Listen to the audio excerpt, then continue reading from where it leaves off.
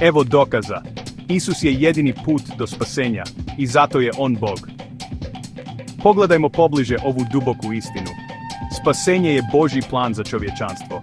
Bez božanskog posrednika, nada je samo nedostižan san.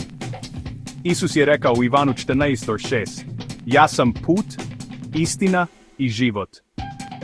To znači da naše spasenje ne ovisi o našim vlastitim naporima, već o njemu, Sinu Božjem. Druge religije možda nude etičke smjernice svakako.